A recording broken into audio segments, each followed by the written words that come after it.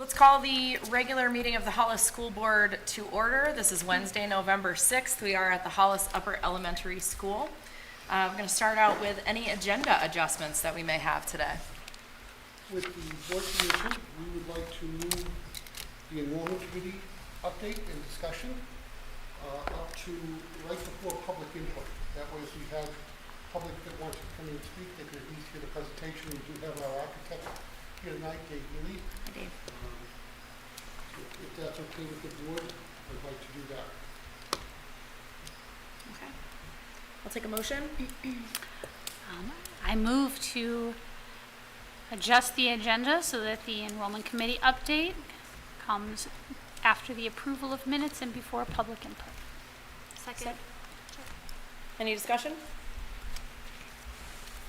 Seeing none, all those in favor? 5-0-0. Excellent. I have a retirement to read. Dear Superintendent Corey, I'm ready to formally request my retirement from SAU 41 to be effective July 1st, 2025. After 26 years of service in Hollis, I have decided it is time to begin a new journey in my life, and that is from Susan Karen, 6th grade teacher here at Hollis Upper. We are going to miss Sue. We've done yeoman's work. I've enjoyed my time with her here, and I wish her nothing but the best as she moves on to the next phase of her life. Wow. All right. Thank you for that. Need a motion to accept that? Yes, I'll accept a motion to accept the resignation of Susan Karen from the position of 6th grade teacher at the Hollis Upper Elementary School with an effective date of July 1, 2025. So moved. Second? Second. Jess. Any discussion? That sounds like she was a major contributor to Hughes, and you know we appreciate her time and the work she put in. Thank you. Sure appreciate that. Yeah, she was wonderful. She was one of my kiddos' teachers and absolutely wonderful to deal with as a parent as well. She will be missed. All those in favor of accepting the resignation of Susan Karen? What? Retirement. Not resignation. Sorry, I wrote on the wrong line. Every time. Retirement. I wrote the word retirement and read the word resignation. So all those in favor of accepting the retirement of Susan Karen, please raise your hands. 5-0-0. Thank you so much, Susan. And then I have a resignation. This was to Mrs. Fowler and Mrs. Krill. With the range of motion that I notify you of my decision to accept an offer for a school psychologist position in Massachusetts. As a result, this serves as official notice of my resignation from the school psychologist position at Hollis Upper Elementary School, effective as soon as the district and school board are able to approve. This came from Jacob Barry. It's not something that we as an administration support.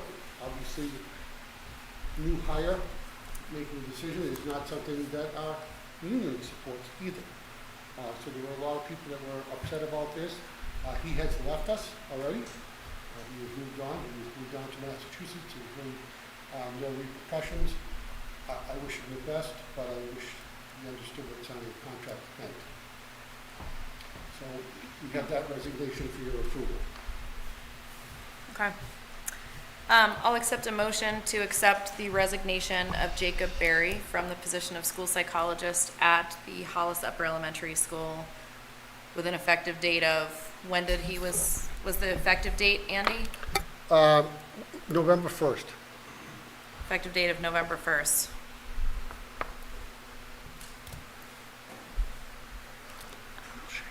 So moved. Okay. Second? I'll second it, but I have some questions. Yeah. You Discussion. go ahead. You go ahead, Anne. Well, I guess I'm just confused.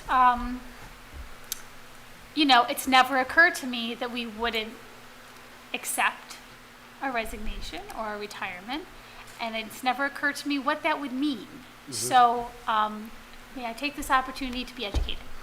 It would be symbolic. There's nothing we can do. Our labor attorney, Tom Clausen, who deals with us regularly, it's basically, you know, the most you can probably get is a 2-week notice.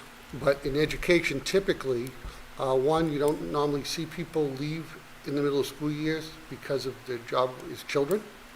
Number two, if he was going to a New Hampshire district, I would have worked out something with the other superintendent. Most likely would have been around Thanksgiving and a normal transition point, to allow us the opportunity to hire somebody or have a consultant in place. Now, we do have a consultant already in place. It's just the education employment market is changing, Sure. and it's not necessarily the way we did business. And he's going to a non-public school in Massachusetts, and they basically advised him that he should just leave. But that's just not how it works in New Hampshire. But he's in Massachusetts now. So if you can catch my tone, I'm not thrilled by this at all, nor was any of the administration. But I wish him well, just, you know. But it put, yeah, I'm assuming it's just put Hughes in a difficult position. We were fortunate because of Lauren's skill set and our relationships with various consultants that provided at times for us. So from a child standpoint, we have been able to fill the gap, but it doesn't make it easy. Sure. It's a good question, and about what it doesn't mean to potentially Yeah. not accept resignation. Right. Yeah. Amy, did you have some other? Andy answered them. Yep. Okay. Rob? So Andy, you said this would just be symbolic.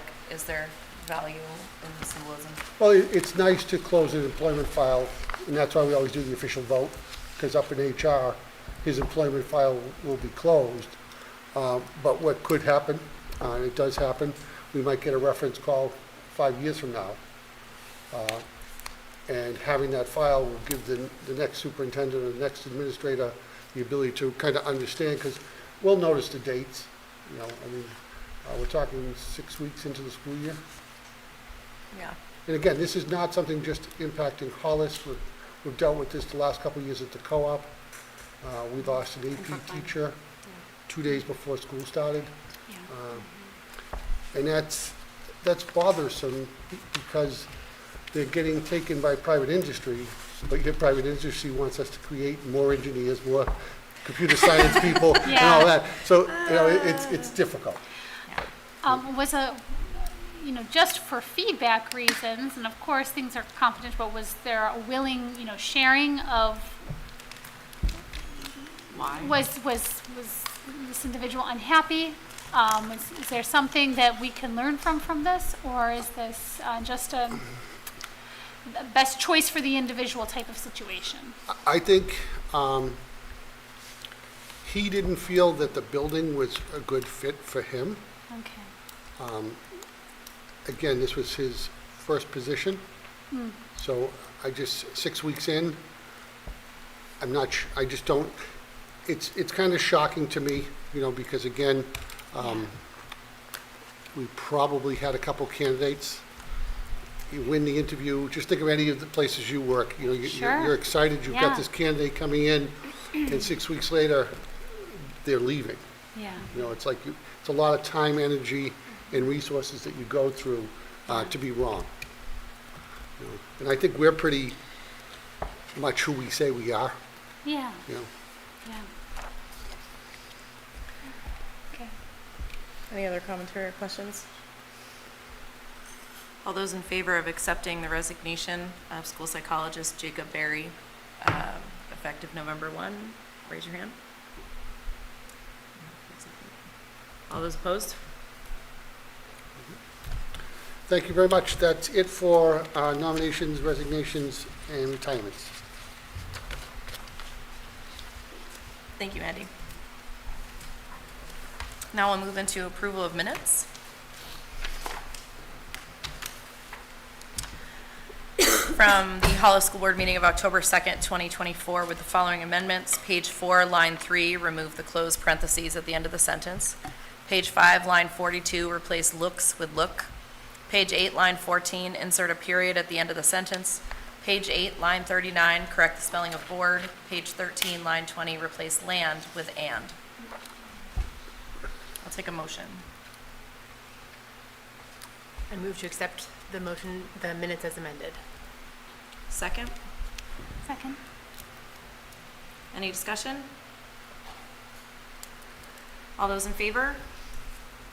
All those opposed? All those abstain? 401. All right, so now we're, based on the agenda adjustment we just completed, we are going to do the enrollment committee portion of the agenda before we get into public input. So Anne, I will hand that off to you. All right, and it's a tremendous amount of information. So we're going to try and keep it as succinct as possible and as clear as possible. So you'll see that our architect consultant, Dave Elliott, is here with us tonight, and we really appreciate him being here. And he has provided these updated plans. So you all should have this packet there. Jess has hers there. Thank you. All right. I just received these as well. I haven't had an opportunity to receive this review this newest revision, but quite a bit is, I would imagine, is what we've already worked on. So, in our last enrollment committee meeting was a very good meeting. Dave came with some updates to the draft that we had asked him, some revisions we had asked him to make. Among some of those revisions were, we moved, I guess maybe the easiest one to look at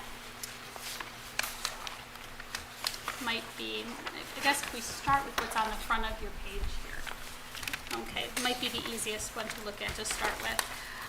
One of the things he's changed since our last one is you're going to see the front office will be facing 122.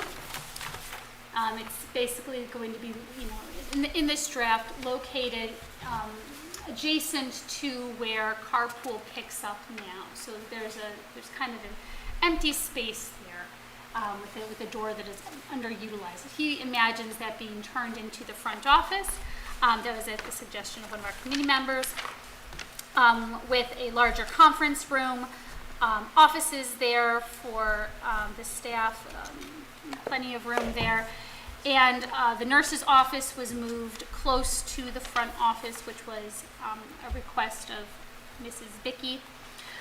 He has put, so we anticipate, you'll see that there's the proposed gymnasium addition there. Close to that proposed gymnasium addition, you're going to have the music room. There is a stage inside the gymnasium. And we propose that we have a mechanism for locking off the rest of the school. So if another organization in town were to rent that gym space or that stage space from us, there wouldn't be a way to access the rest of the school. So he added those doors. And let's see, there is a dedicated library space that is 2,300 square feet. He has put all the grade levels close to one another. There are 6 rooms for each grade level, 6 through 3. And there are 3 dedicated rooms for the pre-K, and all the specialist teachers would have their own rooms. One of the things that we did ask about was we looked at some of our population projections, and that is why you have this document here. And so, as you may know, and you probably saw in the principal's report, we currently have 393 students. At the beginning of the year, we had 390.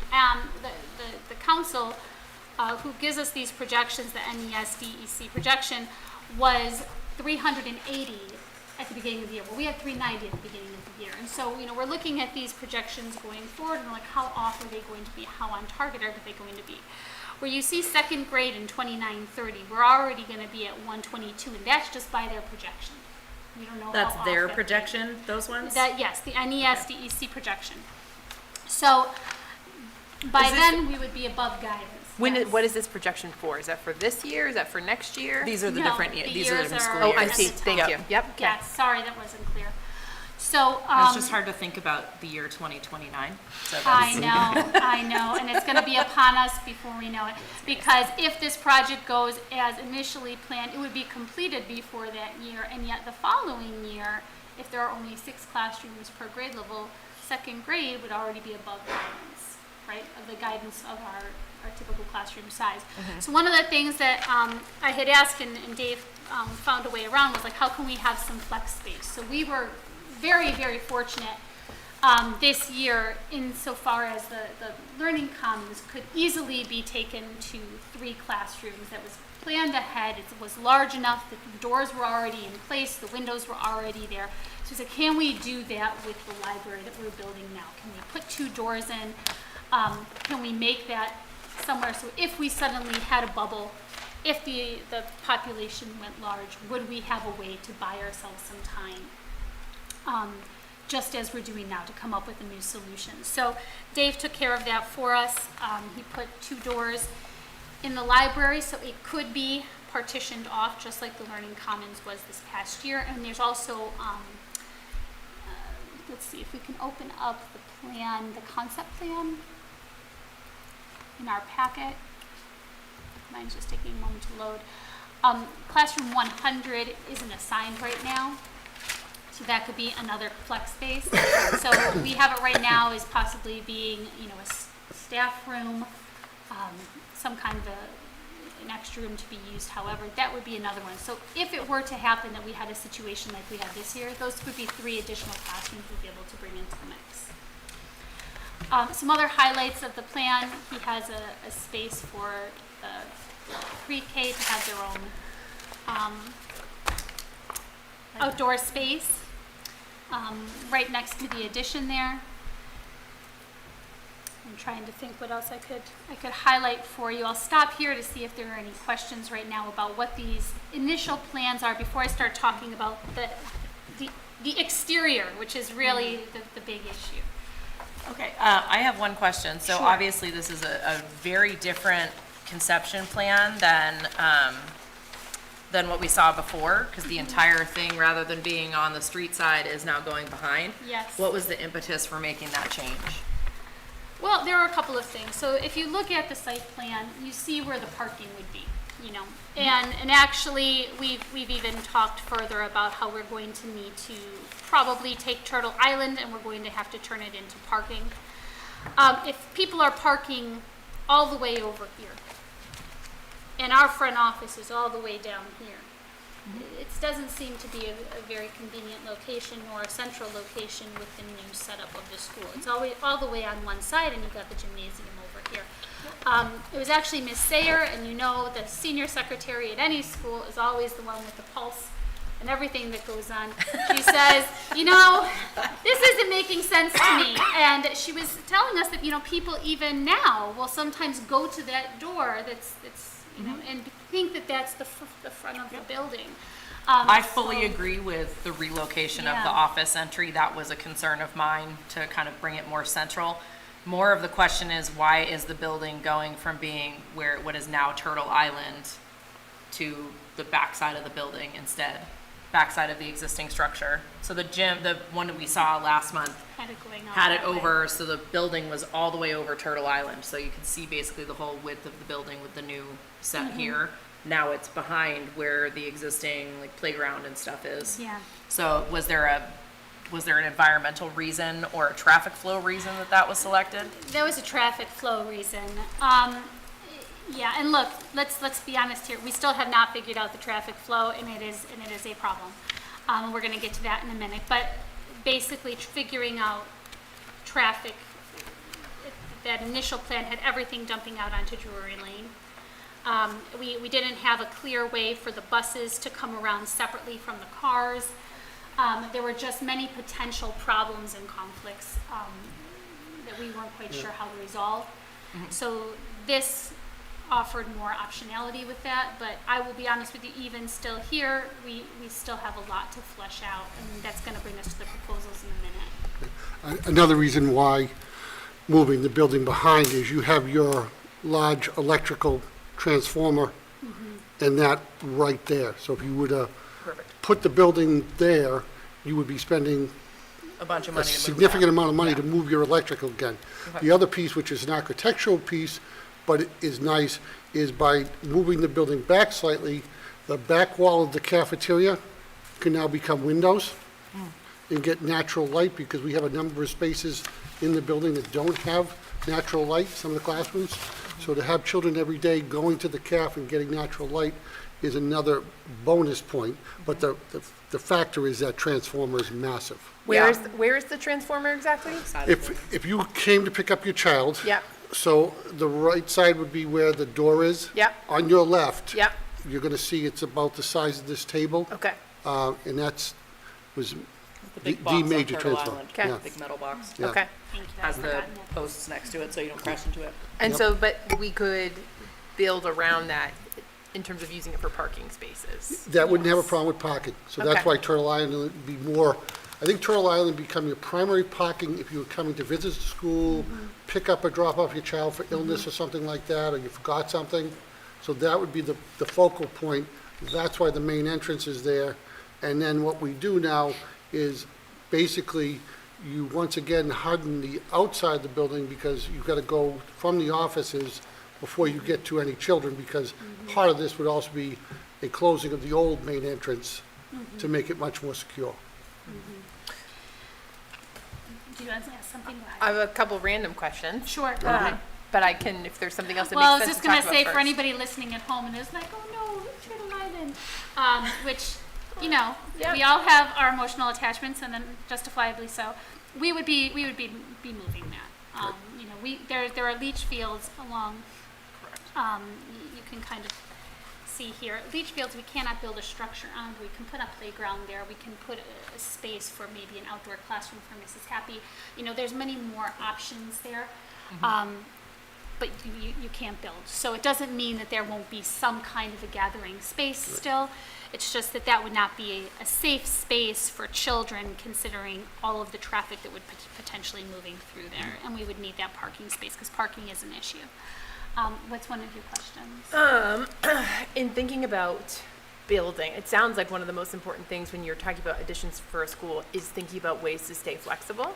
And so it makes sense, you know, when you're thinking about the library, adding an extra door, are there other things to think about that what are the things that give flexibility when you're adding an addition? I am certain throughout this process, we are going to come up with plenty of things that we need to still think about. Right. Let's just be honest there. I mean, there's a lot, and thankfully, we have a team that's coming up with a lot of great ideas and coming up with a lot of great suggestions. But we would love more people from home, from the community, to join us. Our meetings are open to the public. But really, we don't even know if this is possible. And I think that this is where we need to go to the proposal that's coming up tonight. Because the reality is, if you look at the plan here, so you see the traffic flow where people can come in. This is the current entrance to the SAU building. And he has that coming along here and crossing over water. So a bridge there to get to this portion of our current, parking lot. We don't know if we can do that. Okay, we have some wetlands on our property, so we need to have a wetlands analysis to make sure that we can do what we plan on doing. We can build where we would like to build. We need a traffic study so that we have people who are the pros at this, our engineers, figuring out how to solve this problem, because we still have, even with this improved design, there's still too much dumping out onto Drury Lane, and we all know that that's a problem. So there's quite a bit of work to be done before, quite frankly, we're actually not even in the pre-design phase. We are really just in a drafting phase, and if you were to, I'm not sure if you had an opportunity, I'm sorry that it came late, but some of this was at our last meeting, the light bulbs went on, like, look, we shouldn't even be talking anymore about this until we know we can do this. We need our wetlands analysis, we need this to happen. And so Dave and his team worked hard to get something out to us as quickly as they could, but it didn't leave a whole lot of time for our committee to review it or for it to be passed on to you. So if you did have a chance to see, you would see that, it's broken up into phases, and some of those phases are outlined for you on this document. The Keach Nordstrom document takes us through all 4 of those phases. And the engineering work that needs to be done there. If you want to pull up that document that is not here, you would see that under KNA, Hollis Primary School Proposal.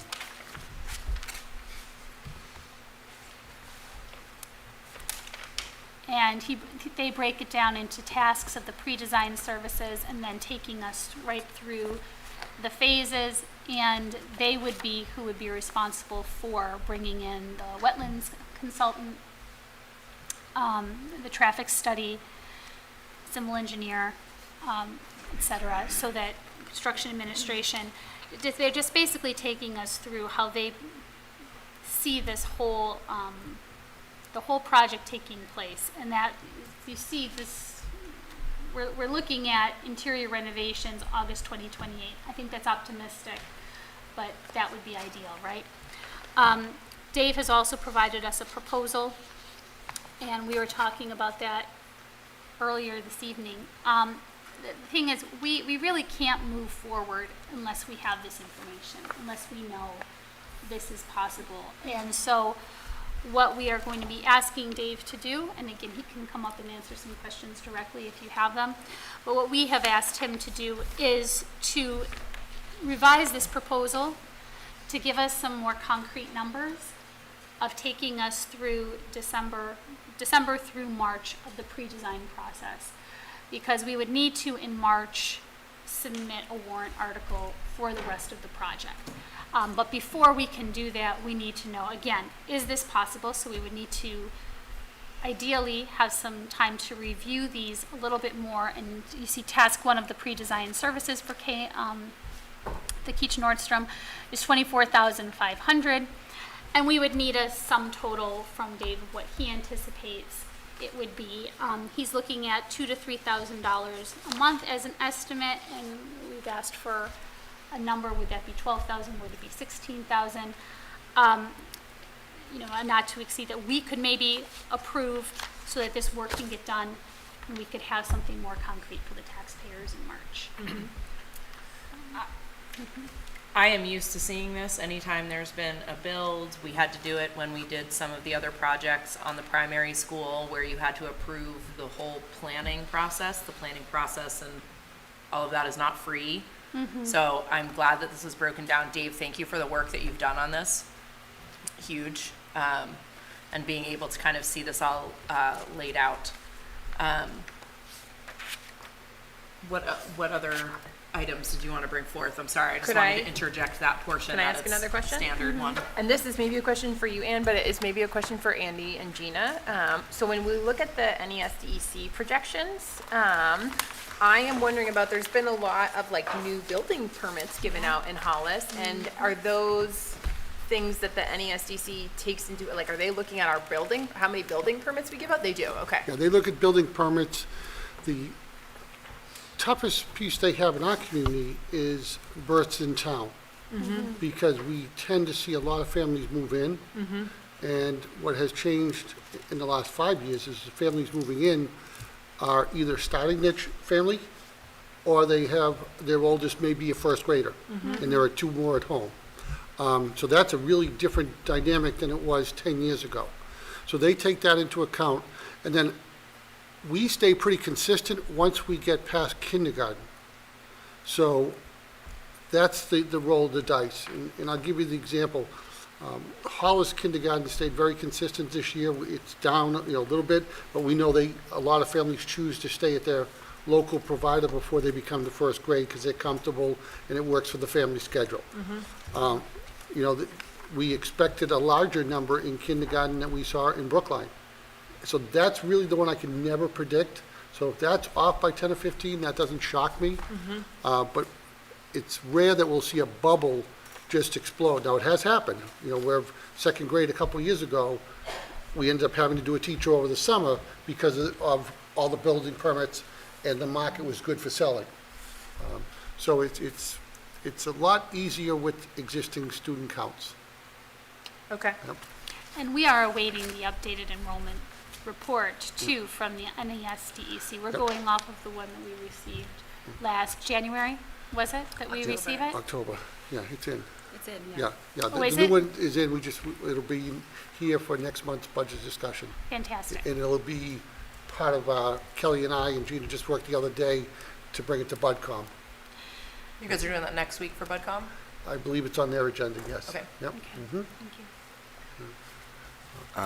Something that I learned about on BudCom was in talking to Chris Hyde, was that he was mentioning something in the past that they had done an exercise where they had tried to get more accurate enrollment kind of projections.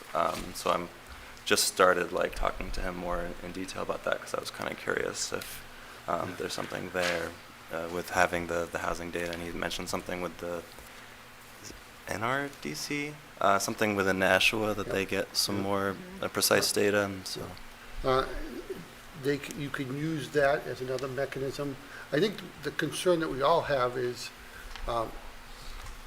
if the economy stays the way it is, I envision those houses selling. But I was also here for a period of time where we had houses that weren't moving, and that really impacted the school. So that's the concern, and that's why we're looking more at a 26, 27 build, because by then we'll be very much in the know if this projection is going to be reality. And I know that's, dealing with Chris for many years, that's his concern as well. You know, he's not opposed to having to do something, it's just, you don't want to, as I said, overbuild is the biggest problem you could have. Yeah. Andy, do you think overbuilding is a bigger problem than underbuilding? If we have flexible spaces Yeah.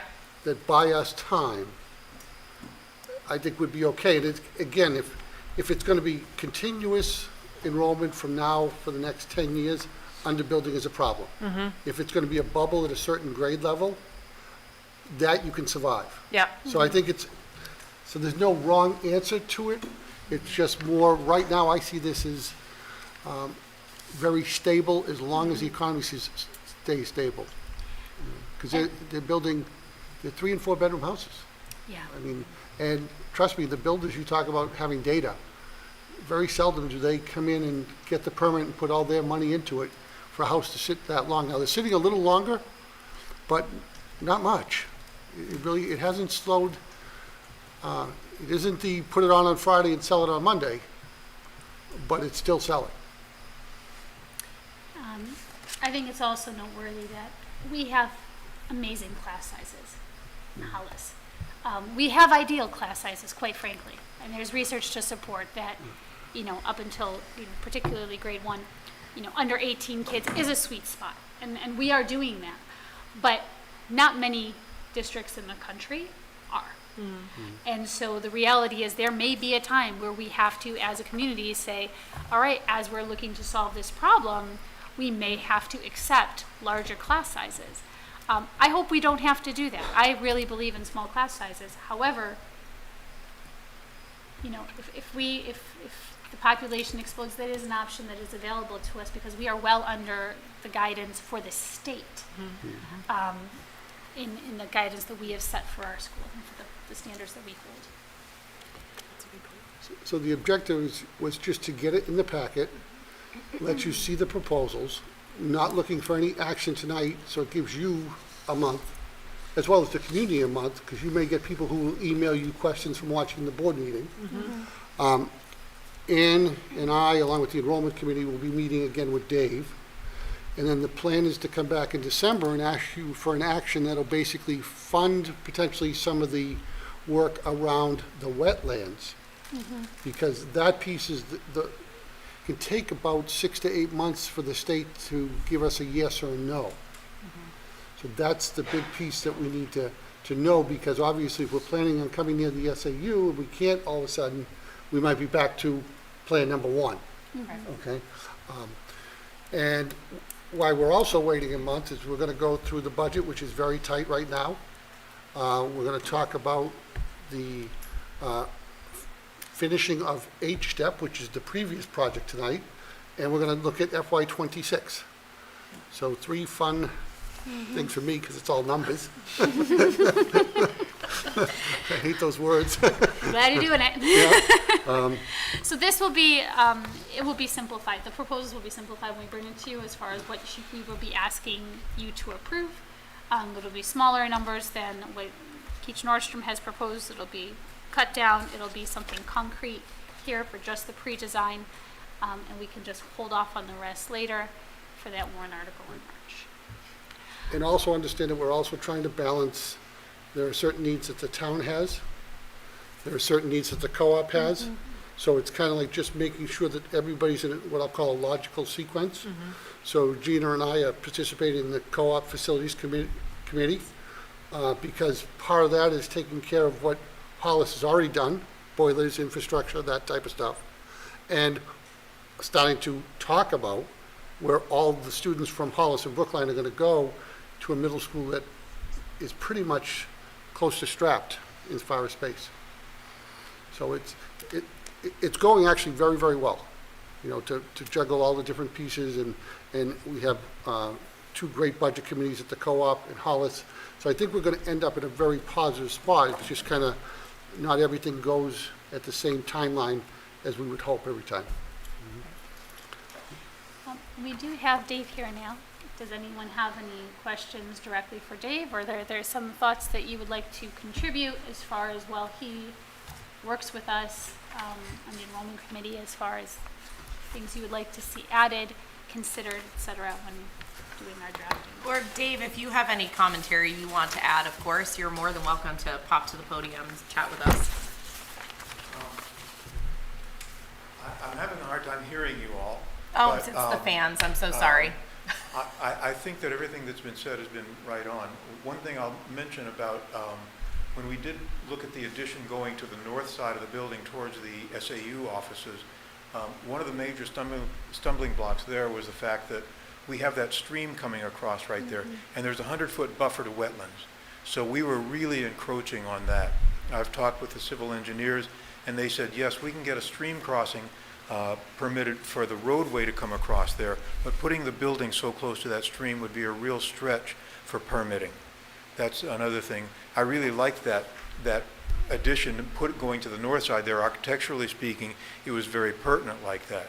But I think putting it off to the west side behind the building is really a lot more environmentally responsible. Do you have any questions about the proposal that I can answer for you?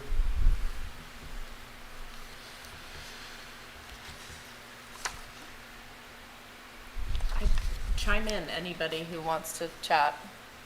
Raf, do you have any?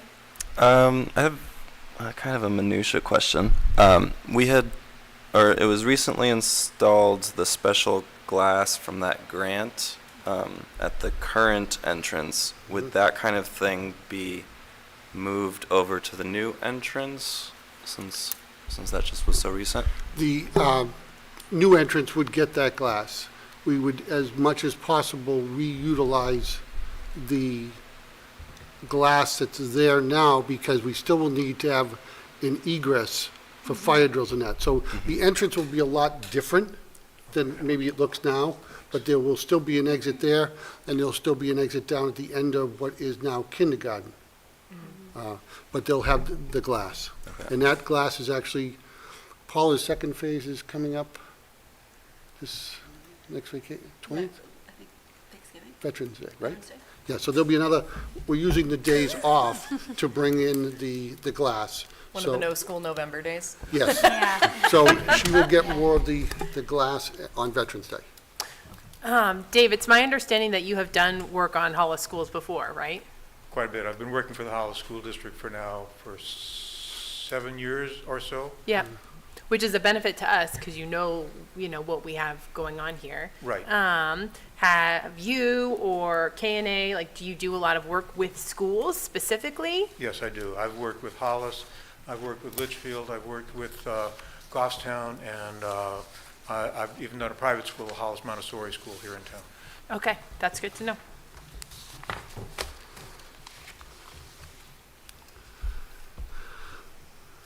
All right, unless there's anything else, No, I don't have it's any to other be questions for you, just to say continued. thank you again. We've Right. enjoyed working with you. Thanks for We're coming excited today. to be on this project with you again. Thank you very much. Of course. All right, so since there is no action being asked of us, that was kind of the complete. So we will look for December. something happening in our December meeting, which of course is our usual first Wednesday of the month. At this time, we will open public input, 6:39. We'll leave it open for 30 minutes in case anybody arrives. Do we have any public speaking tonight? Nope, okay. We will leave it open for half an hour to allow anybody who wants to come in to come chat with us as well. Moving on to principals report. I gotta get there.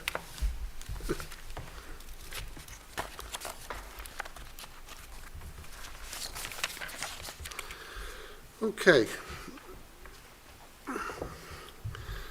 As you can see, our enrollment is basically staying current. We had an addition in first grade, and we had 3 in grade 4. So over the course of last month, we're a +4. But no concerns at this point regarding class sizes or anything of that nature. Regarding the principal's report, we just had voting day, and I want to thank everybody in the community who came out and voted. I think it's a powerful teaching tool for our students, and from my understanding, in both our communities, it was the overwhelming majority showed up to vote. Record turnout. Record turnouts, which is just fabulous. And I think, again, as we try to teach children about community, about civics, about history, that in itself is such a huge lesson for them. And I also want to thank all the hidden people that make that happen, all the volunteers and the poll workers and that. And if there's anybody out there that is interested in that, please reach out and contact local government. We could always use more people. You know, it's an amazing job that they do. We have the November 7th is Hughes Veterans Day Assembly at 1:30. The 8th is HPS's Veterans Day Assembly. We're closed on the 11th for Veterans Day, and then we have the Thanksgiving holiday, the 27th, 28th, and 29th. And Andy, there is the early release on that Tuesday, the 26th as well, correct? I believe it's December. One moment. Yep. Dina will check that while I run through a couple of the Sounds other good. pieces. At Hughes, the sign at the end of Drury Lane has been redone. Would like to thank Ed Hinckley, head custodian, for all his work on that. The playground is being completed in the pre-K area thanks to a donation, so they have some upgrades going on. We had our HPS, the October town meeting, which was Halloween jokes and safety reminders for Halloween, which was always fun to attend. We had the students and staff enjoyed a great Halloween day. On November 1st, HPS participated in a reunification drill. We were very excited about that. It went very, very well. I'd like to thank the police chief and the fire chief for coming over, along with many of their officers, to assist us. Hughes had a Red Ribbon Week for the students with a pledge to have a drug-free life. And then the students continue to earn rewards at Hughes for all their great choices.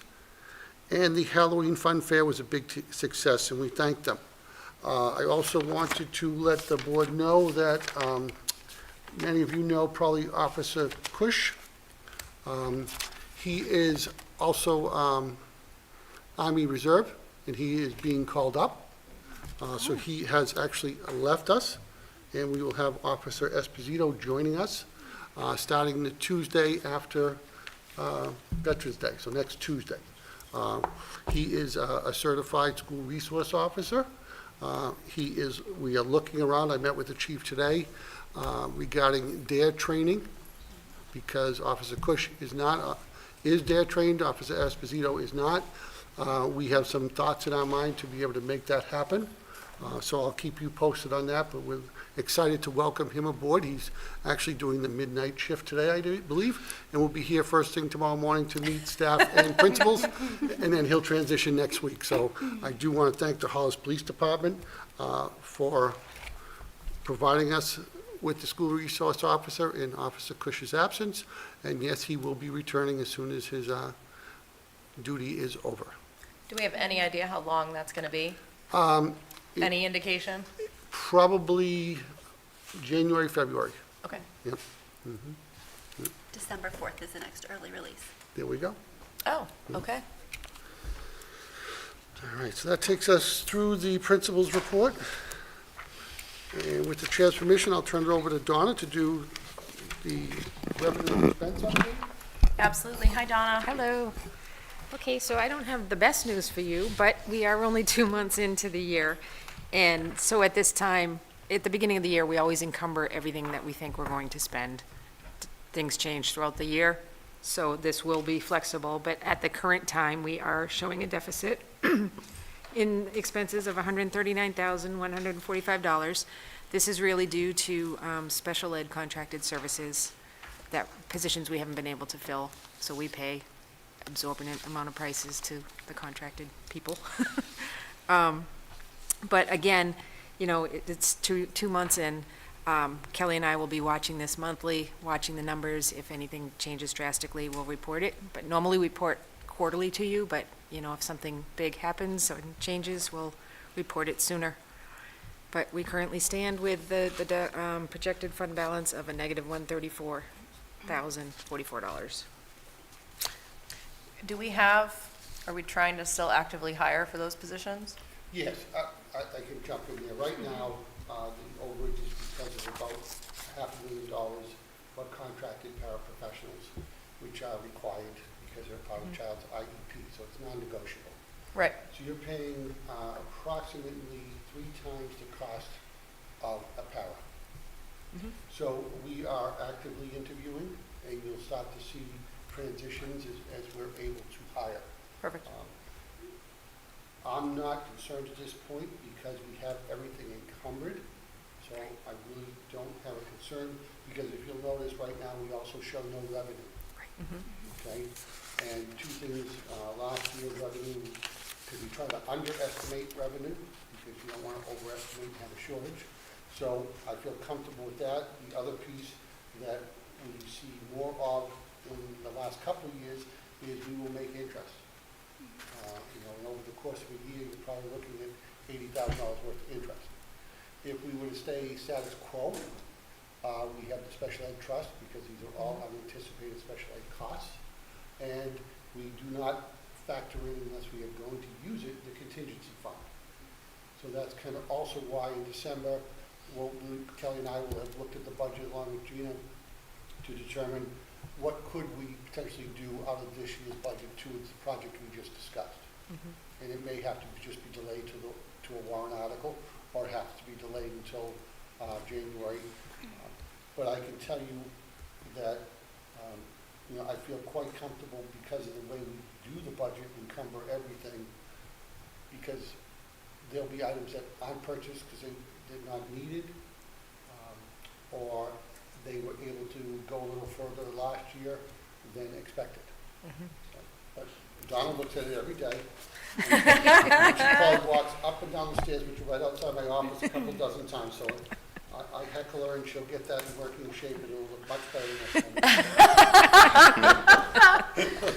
time. Angie, I have some questions about the the contracted services. Do you know approximately how many paraprofessionals are currently being contracted? I thought it was 11 between both schools. Between both, yeah. 11. Yeah. And are those, did we try to hire for those positions and we just weren't able to? Do you have a sense as to, you know, why we're unable to fill those positions internally? What's happening now is employees in the para positions across the state are going to the agencies, because the agencies can offer them health benefits. And a little bit more dollar-wise. It's not a significant difference in dollars, but it's the health benefits. And what it's turning into, there are districts where basically all their paras come from the agencies only. I would much rather have the flexibility of having our paras here, and I know it's one of the things that we're looking at, because when I look at, and I'm spending about $500,000, can we look at some sort of health benefit for those employees? Because anybody who works for us now wouldn't be here if they were looking for health benefits. But when we try to hire new people, Right. the biggest piece we get on when we ask them why they're not taking the job is there's no health benefits.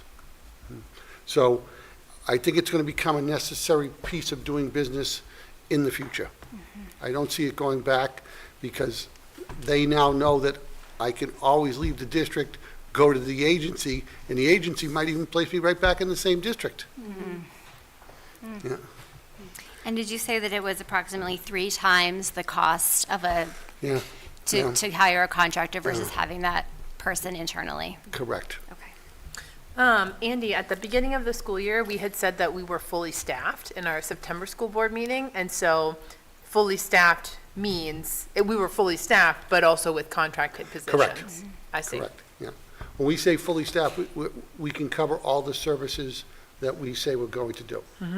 And that's like when we had that resignation earlier tonight. It's whenever we can have that person on staff, we get such a benefit compared to contracted services, because they're only going to give us contracted hours. And if a child all of a sudden walks through that door tomorrow and it's a new family, now we have to contract for more hours, as opposed to would it fit into our internal person's schedule.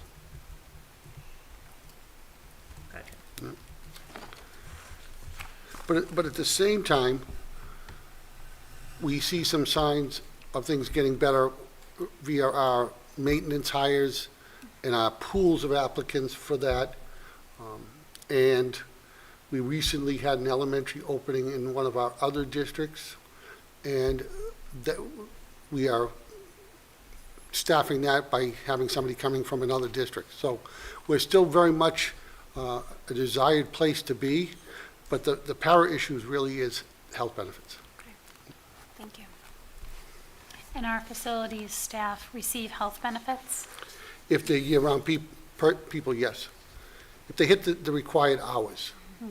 So we have some positions, right? Yeah. Some positions in Hollis that meet the requirements of hours, so they do qualify for health. And that typically is when a child has an IEP that requires maybe services before school or care after school. So I get the longer day, my hours exceed that, and we're paying health insurance for that.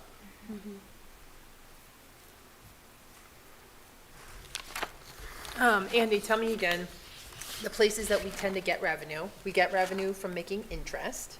Do we have any other notable sources of revenue? You'll get adequacy aid, which is the amount that will come in per student. You'll get catastrophic aid, which is a formula. We submit our special ed services, and there's a formula. It comes out, I think this year it's going to be like 62 or 63 cents on a dollar. So if the dollar qualifies under the guidelines of the state, they'll give us back 62 or 63 cents. Okay. And you'll see what's expected for revenue, like local property tax is 13,255,934. We've got 4,800,000. So that will continue to go through the course of the year.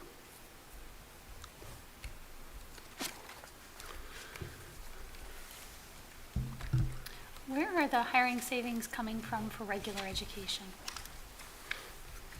The $125,224. So that is when, let's say, a teacher with 15 years experience leaves or a teacher retires, and then we hire someone with fewer years experience. In addition, now that young adults are able to stay on their parents' health insurance until age 26, we see that some of our younger hires are not opting in for health insurance until they hit that marker. Thank you. That makes sense.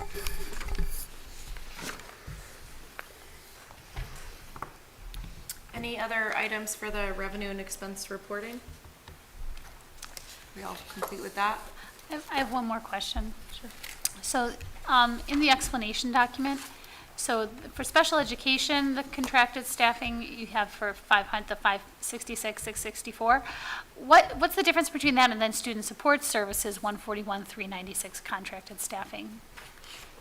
It's like the special education is the actual, like, paras and teachers, and below is like, yes, thank you, physical therapy, occupational therapy, speech, Oh, okay. Yep, it's just broken out in two different And are functions those, for us. are those contracted services, are they always contracted? Or have we tried to fill those as well? Yes, Oh, we have? Yeah. Okay. And do those positions get health insurance? They do? Yeah, because they'd be a full-time. if they're full-time, yes. Okay. And we're just having a hard time finding Yep. qualified people. Okay. Thank you.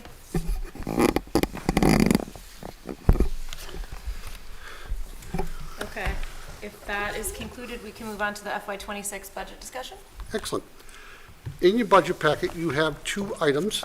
You have the new items, which we pull out so that the community and the board and the budget committee will all know exactly what's going to be new.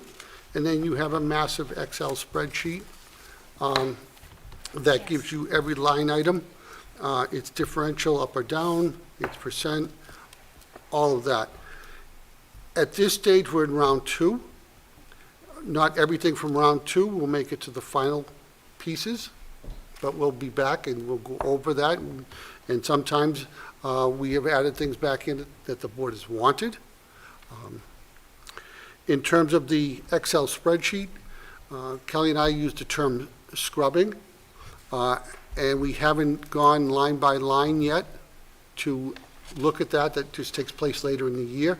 So basically, most of those numbers are historical numbers, and there'll be some changes there. And what we're going to discuss a little later on will also potentially impact the budget. So under academics, we have, and you'll typically see this, we divide a cost out for the mentor program, but the mentor program is actually divided out by all 6 schools. So, and it's divided by population. So elementaries obviously aren't as big as the middle school or the high school. So that's $3,000 there. The math program, we're going into year 2. That's a $14,000 cost. And we are, I would say, Gina is negotiating with the company, so I wouldn't be surprised to see that come down. The same with the literacy program, CKLA. I will give you anecdotal data.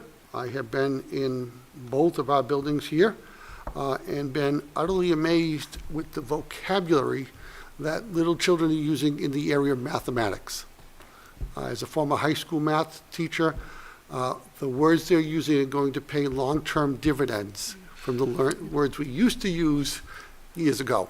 And the discussions that they're having, it's a lot of fun. You know, I find myself stuck in the doorway for about 5 or 10 minutes to listen to the students, not the teacher, because it's a lot of student discussion, and it's really very thoughtful, and it's like, wow, the thinking is incredible. So I'm very happy with our selections from my vantage point. We have the additional Lego kits for science.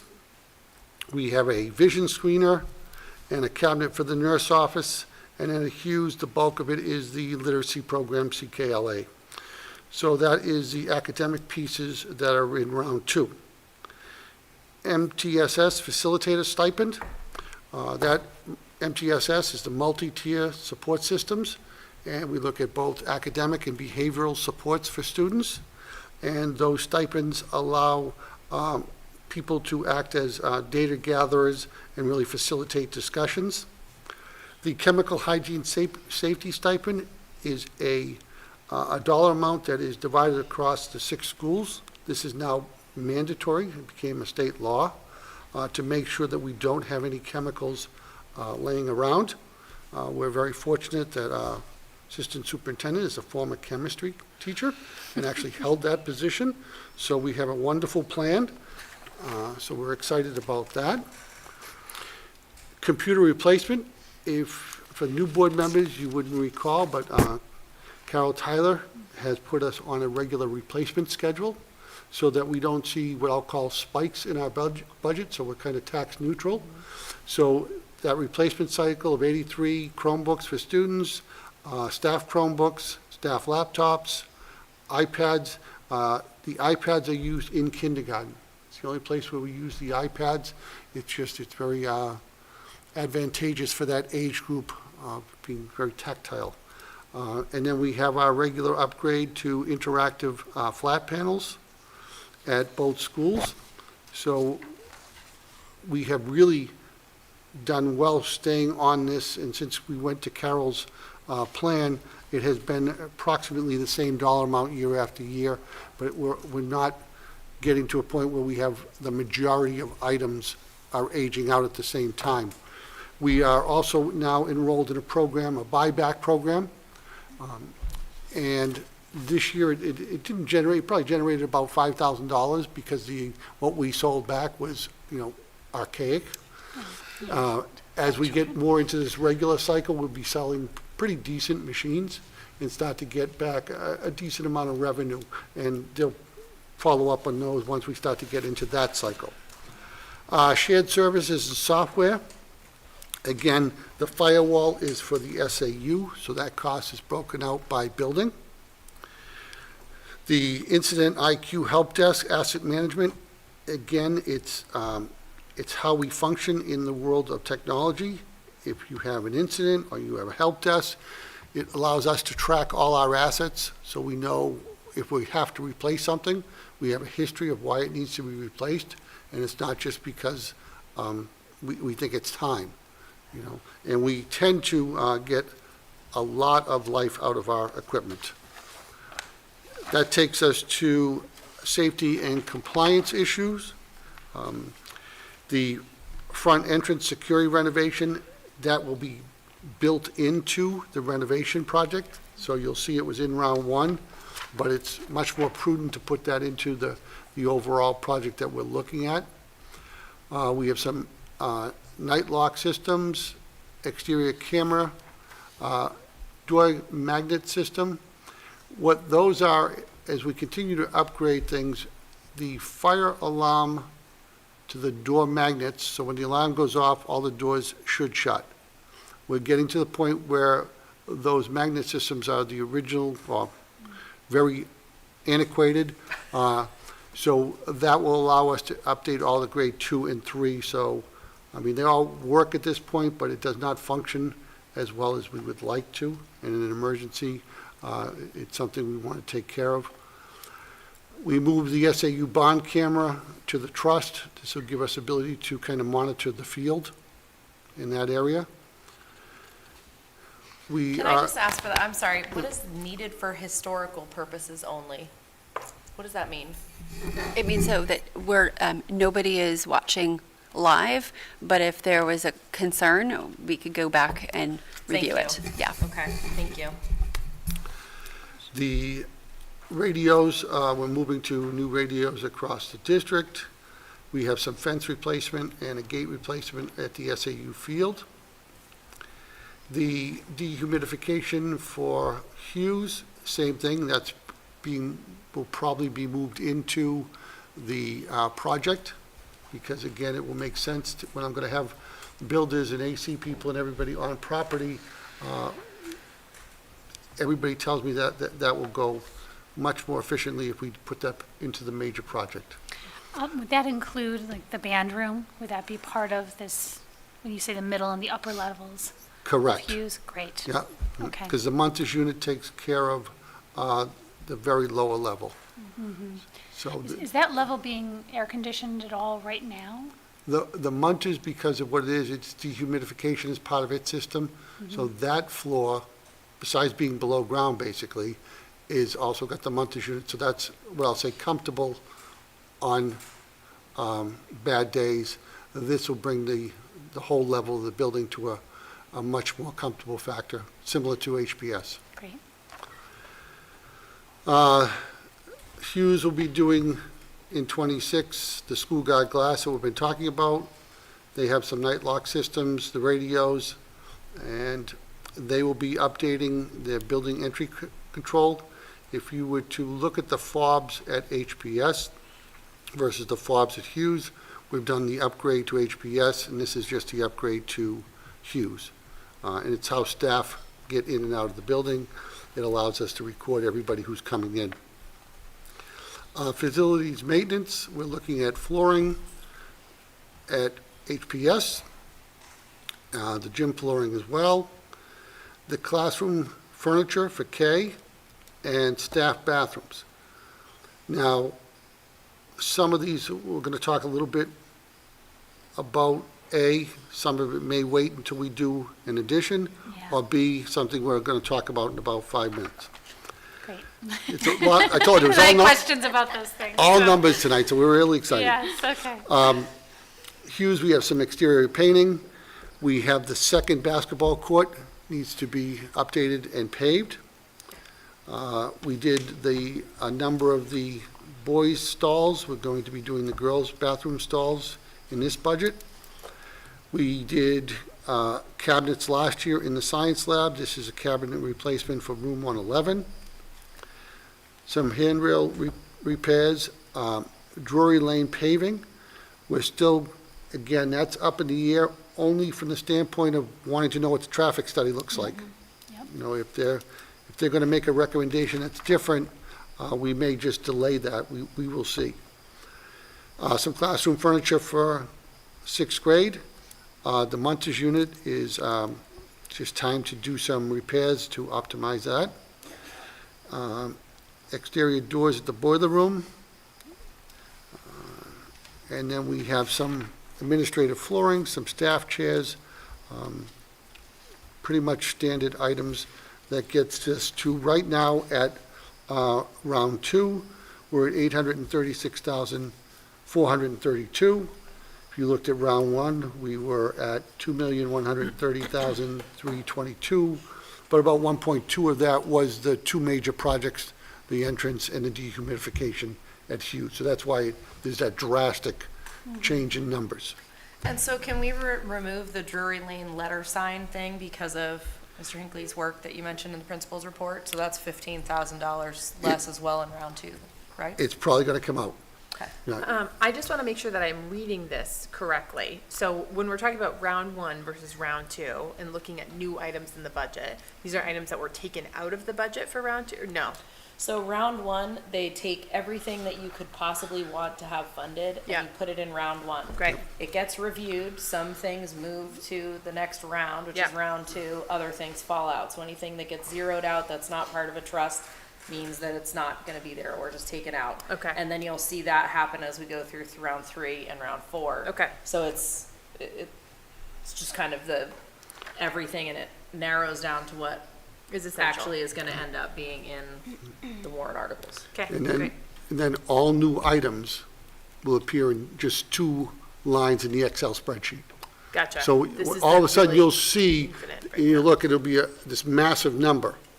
But that's just the way that we identify anything there should be on the new item spreadsheet. Okay, great, thank you.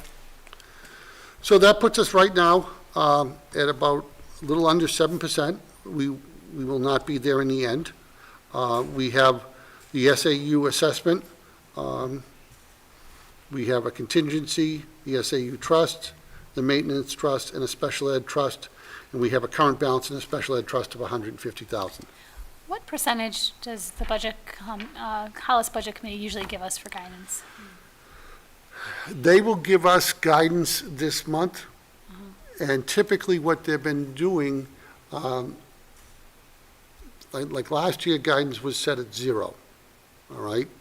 But you have to understand, one of the amazing benefits that we have is special education is outside of guidance, because they're all federally mandated costs.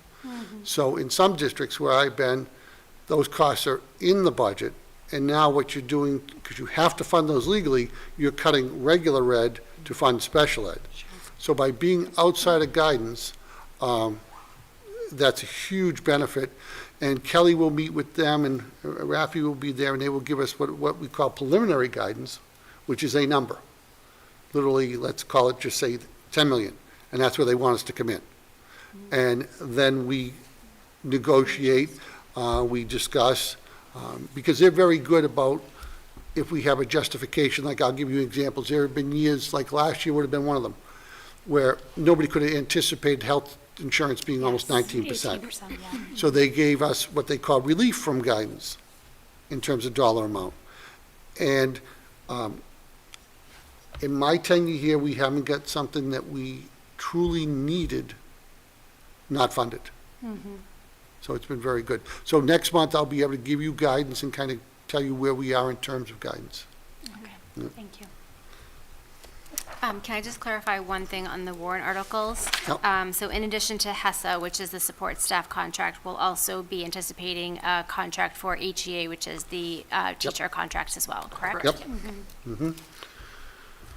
And that's one of the other pieces when we look at like the building project.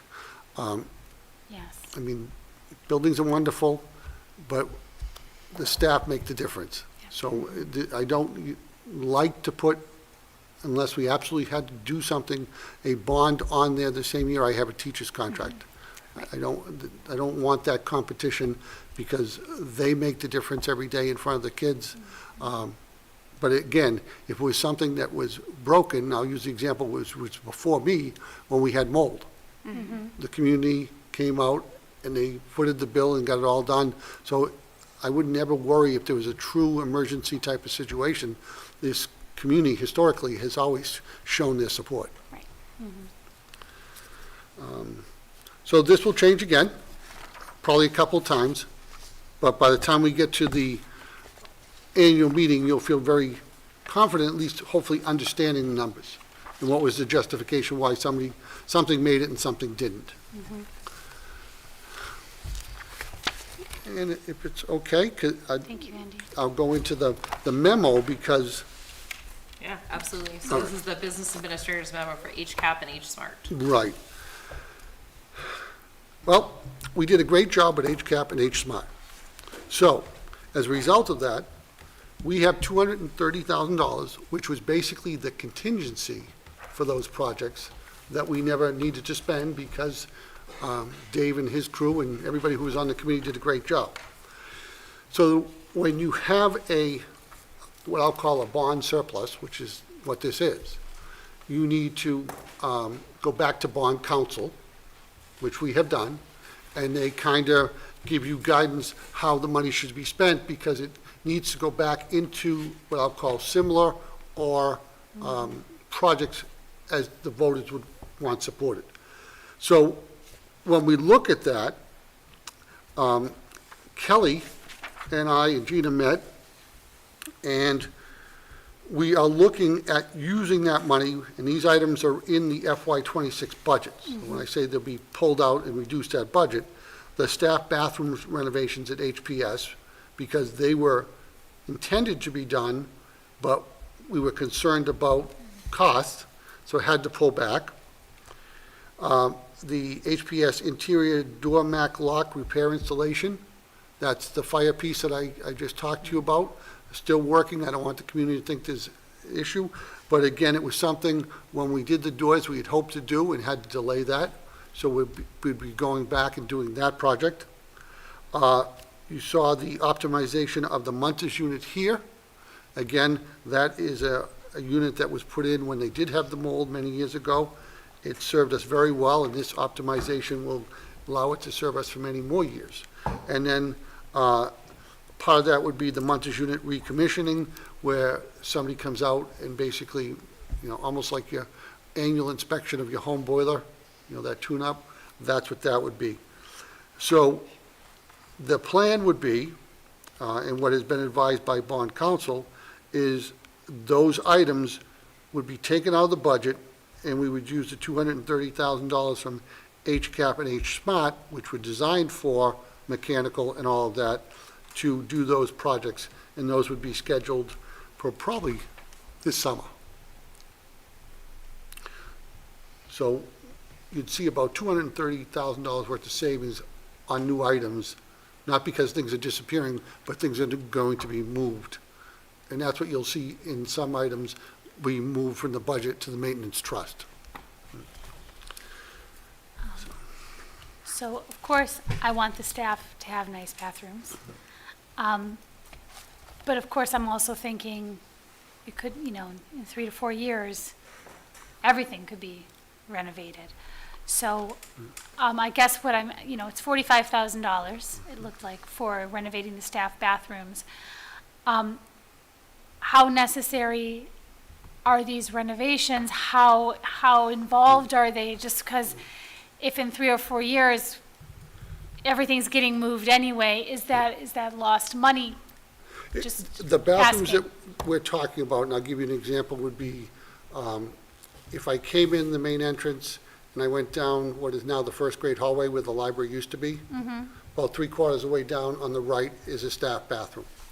That will not be, these will not be impacted by the By Dave's renovations. plans, yes, Right. okay. So it is items like, we did both sides, student bathrooms on each side of that staff bathroom, but just from a money standpoint, we're concerned, so we didn't move forward, because you really can't go over your bond allotment. Yeah, And some of the 230 is, we did go into some of the contingency, but interest rates have also gone in our favor. So there's a bunch of this is that it's interest, because when you do a lease purchase, you're only paying on what you've spent. So, like if we decided Dave's project was a lease purchase instead of a bond, and we said did 5 million, but in summer one, we only use 1.5 million, that 3.5 sits in an account, and we gain interest on that. And back when we started HCAP, interest rates were nothing, but they've certainly changed to be able to make a few dollars here and there. okay, thank you. Welcome. So that will come back in deliberations as a recommendation. We're asking the board to vote, so then we can alert bond council and do that. And then if the board does approve, Lance would start reaching out to vendors. One question. Sure. Are there any expenses in the current year budget that we could potentially fund with this $230,000? I didn't think so because they were approved budget items. Right. I would say the answer is no, Okay. because what bond council has talked about is you went to your voters and you asked for a dollar amount to do projects. In this case, you have what I'll call a surplus. And what you're saying is to the voters, we're going to remove items that you would have had to pay for. So from a tax point of view, you're being, it's transparent as you can possibly be. Okay. Where if we removed, and I like the concept, because then I wouldn't be in a negative potentially. Right. Right? Right. Yeah, exactly. But at the same time, that's why we would need to more go to contingency or the special ed trust from that point of view. Okay, thank you. Yep. I like that, though. Anything else on HCAP, HSmart? All right, we can move forward to the annual meeting calendar. In your board packet, you have a wonderful meeting calendar that covers all our districts. And we have to make sure that we don't have any conflicts and that we abide by all the RSAs around the budgets. So you have the action, which is the big ones for the board, or the public hearing dates. So we look at Hollis, and your public hearing will be on the 11th of February, with a snow date of the 12th. The school meeting date is the March 12th, with a snow date of the 14th. All the other actions are really kind of for Gina, for the business office, for myself, regarding when we have to post the warrants, when dollar amounts for contract negotiations have to go to budget committees and school boards, and all of those pieces. So you have the co-op on this, and they'll be the first meeting this year. All right. And the co-op has an agreement with the town of Brookline that we alternate who's first, just so that it's not always, the town before the school or the school before the town. Then Hollis has traditionally been in the middle of the month, followed shortly after by the town annual meeting. And then Brookline is an official ballot community, so they will be voting. And those should say 2025. Yes. And then all meetings are start time of 6:30. So to just be clear, the public hearing takes place in the community center because it's a joint meeting with the budget committee? That's correct. So that one is on a Tuesday the 11th of February. Yep. Our school district meeting day is a Wednesday with a snow date of Friday. Right. And for our new members, just, we all have to be approved of those. Correct. That's why I'm pointing those out. I know, but still, when you're new, you may not remember. It all gets Yeah, confusing. mark your calendars. I now. remember, And and you will be speaking. Citizens, mark your calendars now for March 12th for the school district meeting. And understand that the public hearing dates, that may be our board meeting. We try not to bring people out too many times. And obviously, the March date is our March meeting. We don't have a school board meeting and an annual meeting. So we do limit that, and we'll try to stay on top of that and keep people updated. And Andy, have these dates been, vetted with all of the relevant parties that are required to attend? Yes, so all our moderators have seen the schedule and approved it. Our attorney can provide us legal counsel on each of these dates. It's kind of, we take it as second nature because we do it all the time now, but it's kind of complex when you think of the 3 districts, and as you look at that time in February where basically the superintendent and assistant superintendent go out every night of the week. Because you get 3 different districts. But it works. So that's it for the annual meeting calendar, Thank you. unless somebody has any questions. I'm going to just officially close public input now at 7:21 since we did not have anybody arrive to speak. We can obviously skip over the enrollment committee update. We already heard that, and we can move into our deliberations. Hold on, I gotta flip through some stuff. All right, so our first one is to see what action the board will take regarding the administration's recommendation regarding the business administrator's memo. I move to support the administration's recommendation to allocate funds remaining from the H-Smart lease approved by the voters in 2020 and the HCAP bond approved in 2022 to projects called out in the memorandum from the business administrator and initially identified as Phase 2 projects. Second? Second. Jess? Discussion? If there is any. Seems like a smart use of funds. Yeah. A good way to get those projects done. And what lucky happenstance that we have surplus. Yeah. Yeah, for sure. Anybody else? All right, all those in favor? 5-0-0. Our next is to see what action the board will take regarding the proposed policy memo. Did we miss something? Oh, I think this is when we're gonna hear about the policies. Yep. This might be slightly out of order. Are we good with this here? What's slightly out of order? What is slightly out of order? I was asking because it just has under deliberation the policy stuff, but we haven't talked about them yet. Is this just where we'll? Oh, that's discuss typically them? how we do it. Okay. Under deliberations, yeah. So my understanding is the board would like to take these up one at a time. So if someone wants to make a motion, then we can discuss EBCH. Yes. Where is, I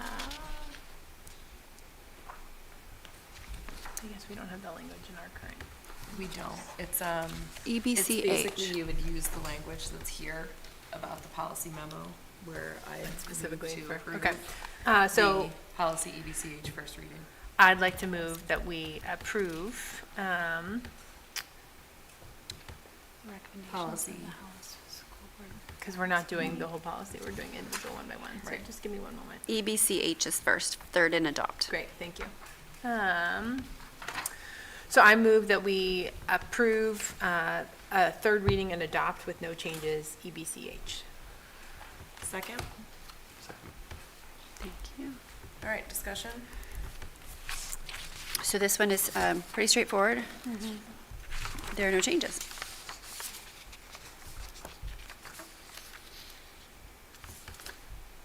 Any other? All right. Well, after that glowing endorsement from our superintendent earlier, it sounds like we have the top person to be taking care of this for us. So I feel there's no need to be concerned. Thank you, Gina. Yep. All right, all those in favor? 5-0-0. Thank you. So then I move that we have a third reading and adopt with some changes, JIC. JIC, student conduct. Yep, JIC student conduct. Second? Second. Discussion. So, This is also a third reading and adopt, as she said. So Amy, you had a note about a word being missing, and Yeah. you were right, and we did add that word. And then in addition, on page 3, there was to be notified, we added, based on conversation here. Excellent. All right, seeing no other discussion, all those in favor? Thank you. 500. Okay, so then I would like to move, sorry, I'm moving back and forth between a bunch of tabs. I move for a third reading and adopt with some changes, JICD, student discipline and due process. Second? Discussion. Thank you for making those changes to the language. So, I feel and better one, about that.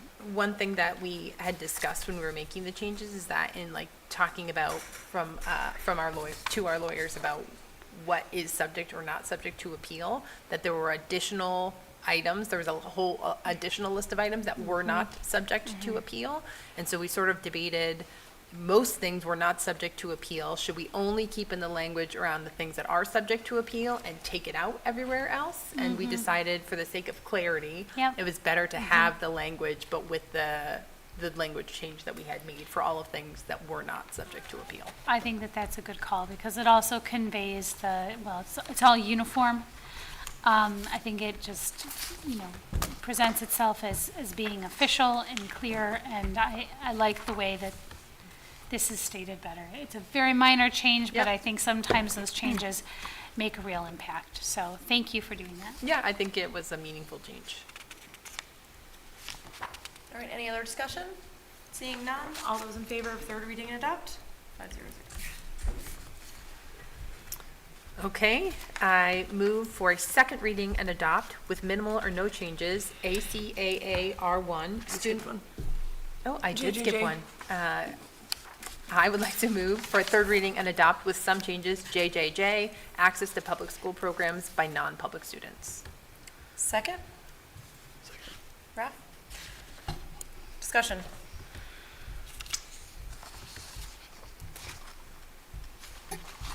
It was just the amendment was from Student Services Director to Director of Student Services, that's it? Nope, so the amendment to JJJ was, actually, we were looking at a regulation, and it interchanged the words non-enrolled students, district students.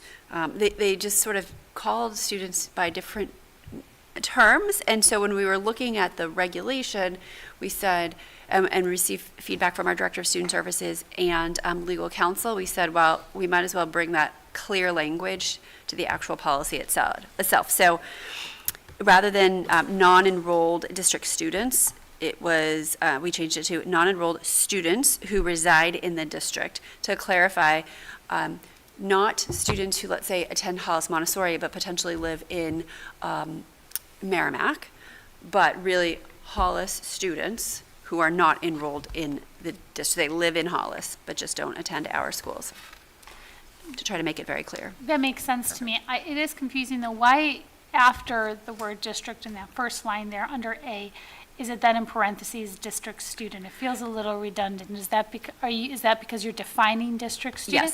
Yes. Should we capitalize that then, since it's kind of like a defined term? I don't think it needs to be capitalized, but they're referred to as district students later on. Later on, so just for we that. just Okay. felt that would. I All think right. it's more of a descriptor rather than a title, so I don't think it needs the capitalization. Okay. So the second paragraph references again non-enrolled district students. Should we make that change there as well, or to say non-enrolled students who reside in the district? I think that first line in A was designed to define all the Okay. other times it's referred to later on. Okay, gotcha. Any other discussion? Seeing none, all those in favor? Thank you. All right. I move for a second reading and adopt with minimal or no changes, ACAA R1, Student Discrimination and Harassment Complaint Procedure. Second, Second. discussion. So ACAAR1, I believe, has no changes. We're moving second and adopt just because these are changes in the law. These are the procedural documents. We already adopted the policies. We really need to move forward and make sure that what we have adopted is coincides with the law. Any discussion? All those in favor? Thank you. I move for a second reading and adopt with minimal or no changes, ACAA R2, Student Sex Discrimination Harassment Complaint Procedure.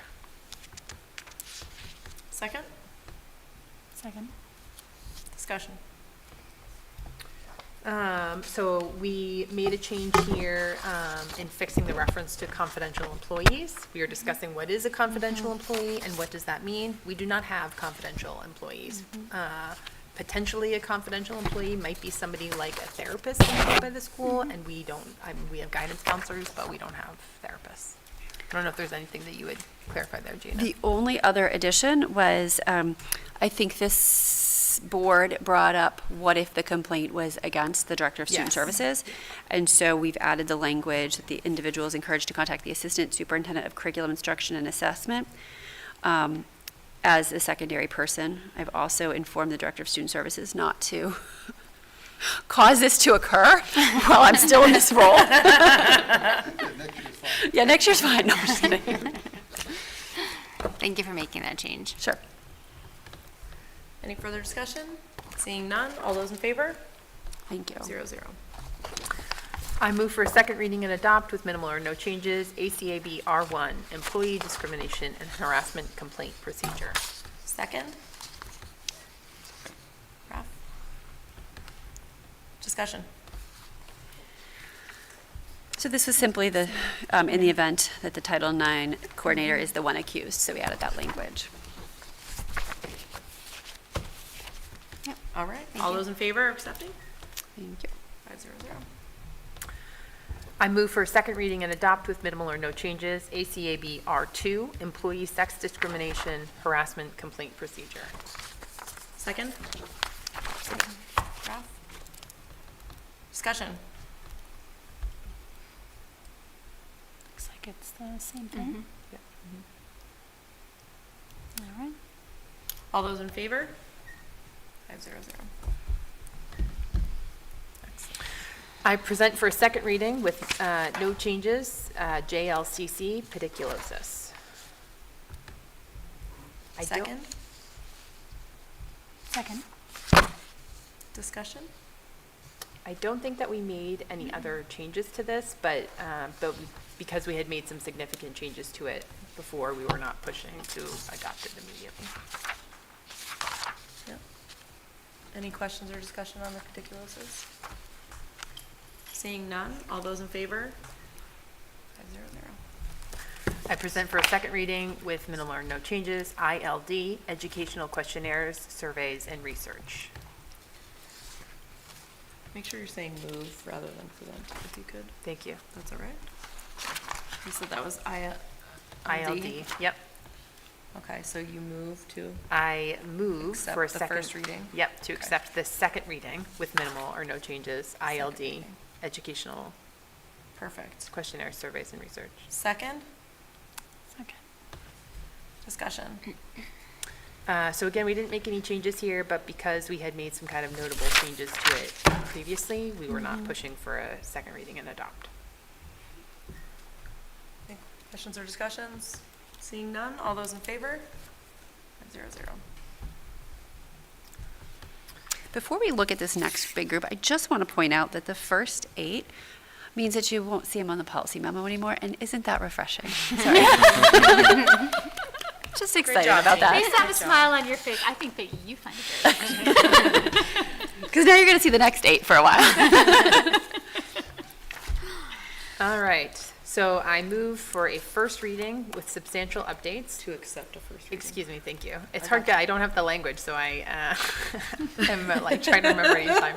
I move to accept a first reading with substantial updates, IGE, parental objections to specific course material. Second, Second. discussion.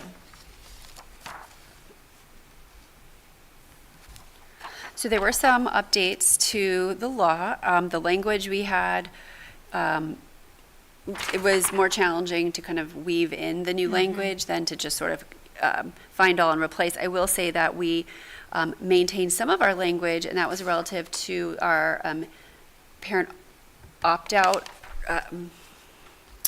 process. So the building principal and the parent and guardian must mutually agree to the alternative instruction provided to make sure that it still meets the state standard. So we wanted to maintain that aspect of it. But the rest is just updates to the law.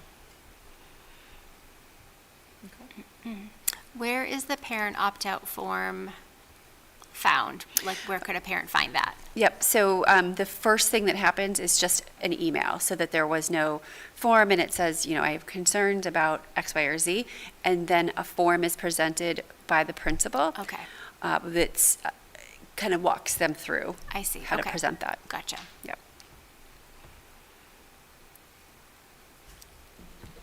Any other discussion?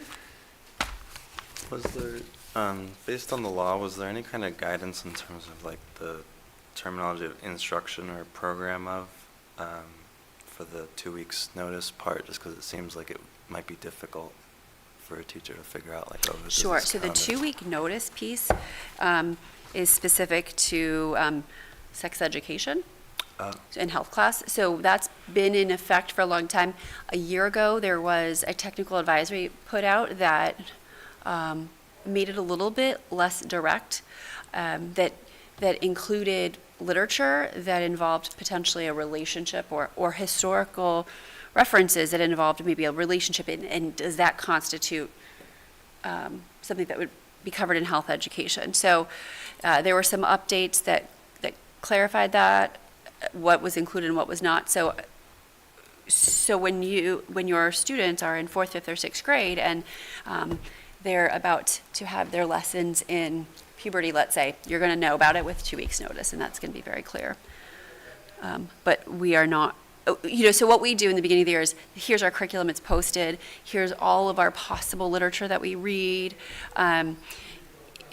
It's more of, I would say, a hot topic in 7th through 12th grade, and so all of our teachers, so if you have a 7th grader, they might have 7 or 8 classes, and so you'll receive the curriculum with all the course materials that you sign off on, and so it's pushed out to you, and so you can review it and ask questions at that time, and then request an opt-out or an objection or whatever.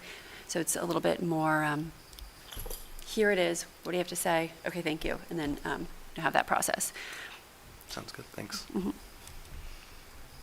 Any other discussion? Seeing none, all those in favor of accepting the first reading of policy IGE? I move to approve a first reading with substantial updates, JLF, reporting child abuse or neglect. Second, Second. discussion. So, in making updates to this, based off of, recommended changes, from the state, there wasn't, like, the substance of it wasn't notably different than the last version of this policy. There wasn't a ton of content changes, but they had made recommended changes that sort of were making it longer. But the substance is not notably different than the previous version of this. For example, like the report is what we've been doing. This just identifies specifically what must be included in that initial report. And this language you said is all from the statutes? Correct. Let's see in the 3rd paragraph, it says call 24/7. I was just curious if it would be a little more, I mean, most people would know what that means, but would it be a little more clear if it just spelled out like 24 hours, 7 days a week? Or, I mean, if that's just Yeah. exact verbatim, then I guess it's probably fine. No, we could absolutely look at that as a committee. Thank you. So in this process, it seems like, so if I'm a teacher and a child has been in my room and I suspect that there has been abuse, I don't go to my administrator. I go straight to DCYF. So that's, everyone's a mandatory reporter, but really what we do is we have so many team conversations and discussions with the school counselor, with the administrator, that yes, the teacher would make the call, but they're there with support through administration, et cetera. Okay, so a Yep. teacher is still expected to speak to an administrator and so forth, but as far as for the purposes of this policy, it's just you go right to. Correct. Okay. And when we say everybody's a mandated reporter, that's everyone in the state of New Hampshire is considered a mandated reporter. No, certain professions are certain, the teachers, you can lose your credentials. Sure, and also the law in New Hampshire, everyone is considered a mandated reporter. Is that true? That's my understanding. I think it's anyone who works with children. That is definitely true. Yeah. We could double check, but that was my impression. I mean, for our purposes and the purposes of the policy, it's just, Yeah. we only really manage school employees, and yes, Sure. they are all mandated reporters. Right. Yeah, in New Hampshire, anyone is considered a mandated reporter. So this includes volunteers.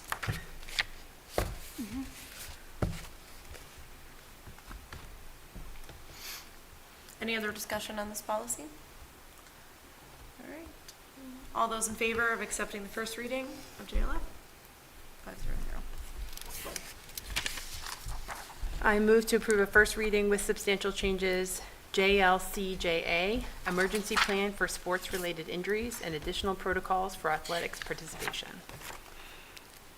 Second, Second. discussion. So some of this is not super relevant for us because we don't have sports at this point. When our kids get a little older, all coaches and assistant coaches are CPR certified in middle school, which is greater than the requirement. The only change, I think there was actually maybe, Gina, only one line that we added. Yeah, to it was this just H. policy. This is one of those policies that it's required by law that we have because we're grades 4 and up, but most of the policy does not apply to us, so. Wouldn't a school-sponsored athletic activity include gym class? And so we have the school nurse Okay. who is CPR certified, yeah. I'm just Yeah. confirming Well, that it's not very clear. because it's not a sports team, but it Right, is an no, you're right, athletic it's not very, activity. it's not very clear, and when this policy first came forward in 2022, that was exactly the conversation we had. What is a sporting event? What is it? Sponsored, school-sponsored athletic Is it like recess, is that it? field day. Right, so, Well, an after-school club, yeah. So, Okay. So is there any thing we need to change to address those questions that linger on? no. Okay, just checking. Any other discussion? No. Seeing none, all those in favor of accepting the first reading of policy JLCJA? 500. I move to approve a first reading with substantial updates, IHAM, Health Education and Exemption from Instruction. Second, Second. discussion. So as I mentioned earlier, the requirements are much more specific for health education, and you see them here. So it's what we've always been doing, but it's references to updated laws.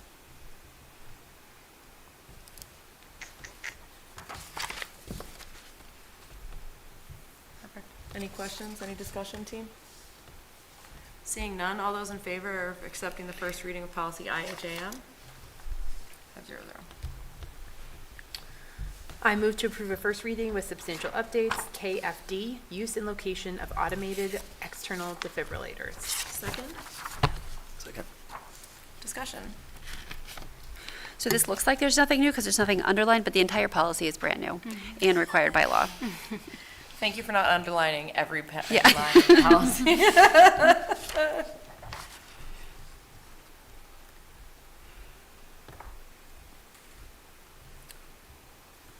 And are they in both schools, the 80s? Yes, and they have been for years. Yep. I knew that, I'm kind of saying it more for the public's benefit. Is it typically one per school, or is there? Typically, a large building like the high school, we have one at each end of the building. Okay. Any other questions on this one? All those in favor accepting the first reading of policy KFDA? KFD. KFD, KFDA, A, EH. That policy's coming up, don't worry. I move to approve a first reading with substantial updates, EBCB, fire, and all hazard drills. Second? Second. So our fire hazard drills were out of date. and- Substantially. Yeah, and so all of our drills were out of date, so this is us updating this. And is this language from, It's just consistent with the RSA. Yep. If you can see that we haven't looked at it since 2006, and we used to just do fire drills one a month, and a lot has changed in the last 18 years. So we've been following the law, but now we're just making sure our policy is catching up. You know, this is just making me think, we just had the reunification drill. There wasn't really much about that. Is there anything that, you know, the public should hear about the reunification drill? So reunification drills in some ways, they're almost a secondary drill because they can be applied to a bunch of different situations. You might do a reunification drill after you've done, because there's been a fire, you know? You might be doing a reunification drill in a circumstance where there's been an assailant and then everyone has moved to a second location. So that's just a note about, you know, when they are used. They are often used in conjunction with another drill. reunification is what it sounds like. So every school has an emergency operating plan that is filed with all of the law enforcement, fire personnel, town,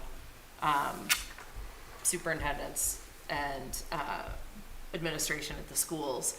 And it outlines what they do in cases of different kinds of emergencies. And if the kids have to be moved out of the building for whatever reason, all those different things that Jess just mentioned, and they have to go to a separate location, the reunification is how they get handed back off to their parents. And it's a very detailed plan of how you have identification checked and things like that and where it would be. And so that's all outlined.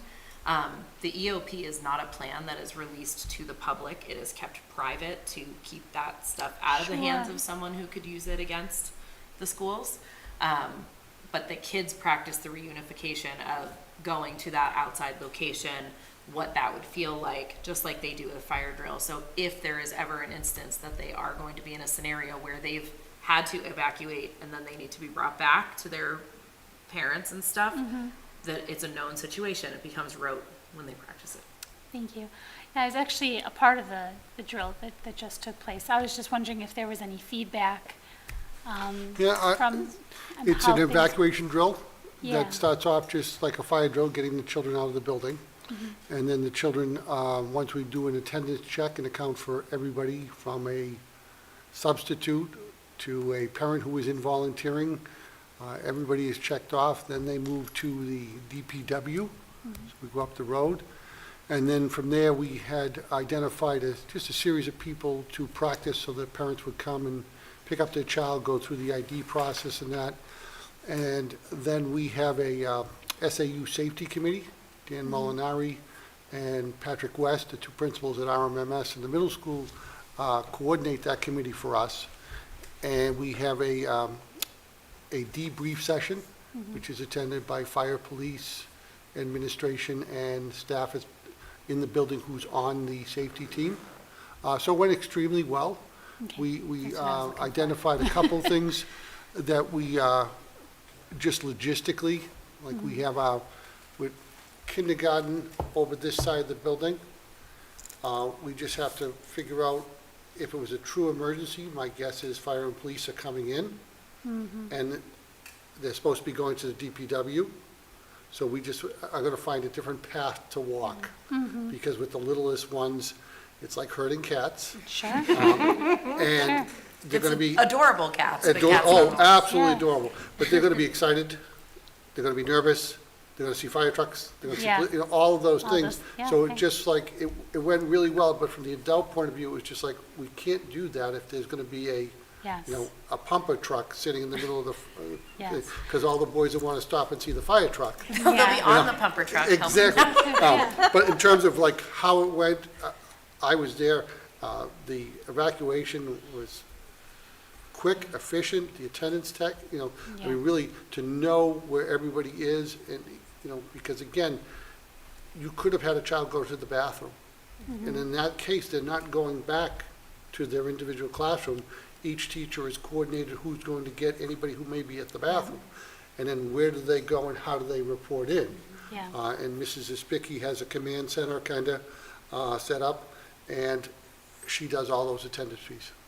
That's really what I was looking Yep, for. no 'cause problem. From a parent being involved in it, I gave this feedback, it seemed like everybody really knew what they were doing. It was very organized, and I didn't know she was going to be here. I was going to commend her on that, but it seemed like all the staff really knew what they were doing, which was great. I was kind of wondering, like, oh man, if it's like for 390 families, how long is this line going to be? So it wasn't bad for me. I was third in line, so it was like great. But no, that was great. I was glad to hear that there was like some reflection back. Yep. Of course, there would be.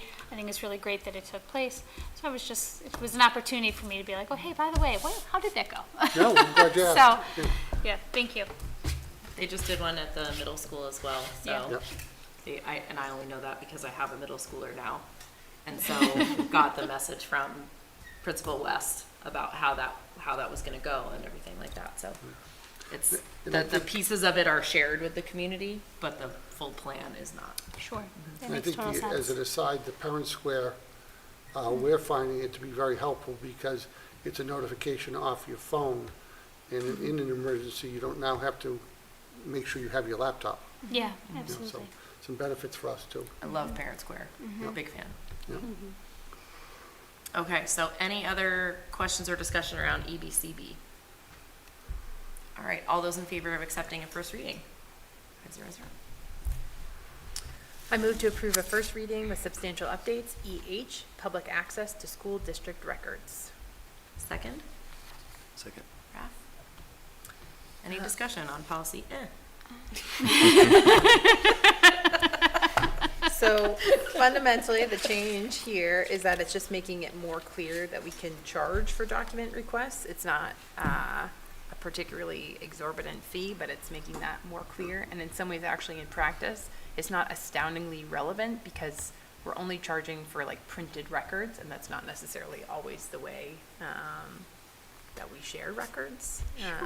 And records requests can sometimes, depending on the nature of the request, can sometimes be require a substantial amount of time from our staff, but this policy is just addressing, making it clear that we can charge for document requests. Well, this was last adopted in March of 2006, so yeah, technology's changed a lot. We couldn't really get it very well electronically back then, which you can now. Any more discussion on data management? All those in favor of accepting the reading? 500. I move to accept a first reading with substantial updates, DAF, Administration of Federal Grant Funds. Second, Second. Raf, discussion. So we made a lot of this is a long policy. This is about how our requirements, if we are accepting grant money, there are a lot of requirements if we do accept grant money. When we were making edits to this, we were primarily making grammatical edits because these are just the requirements that we have to follow, and that's sort of what is laid out here in this policy. Any discussion, other questions around this one? This is a long policy. Seeing none, do you guys ready to take a vote, or do you need to take a minute? I think I had something.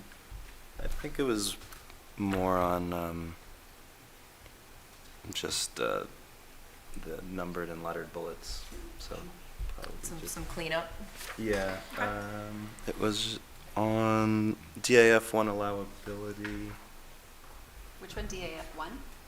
Yeah, it's page 2. There's an A, cost principles, but then I think there's another A after that for selected items of cost,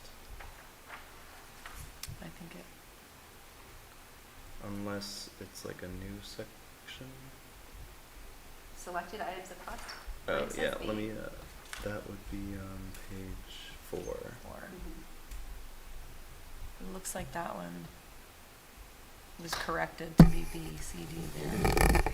There definitely were, I mean, just, it was, Oh, this is the different copy, maybe. no, I don't know how you have a different copy, but the numbering and the lettering was out of With the control. indents and Yeah. I can see that. So if we Part of the missed one, I previous list. wouldn't be surprised, but, yeah. Rafi, what's the one that it looks like we meet? So DAF 1 allowability, there's A, and then A1, A2 goes down to A5, and then where's the next A that you see? Yeah, so the first A was cost principles, and then the second A that I saw was selected Oh. item of cost. But maybe I haven't updated. Mine is updated. Okay, Yeah, I so don't see maybe that if I click on maybe. There's a random F in the next one on DAF 2, page 7, A, B, C, D, E, F, and a random F. It just really wanted to be there. So maybe just take one more sweep. Well, and that's why we have 3 reads That's right. Yeah. on a policy this long. Who wants to be on policy?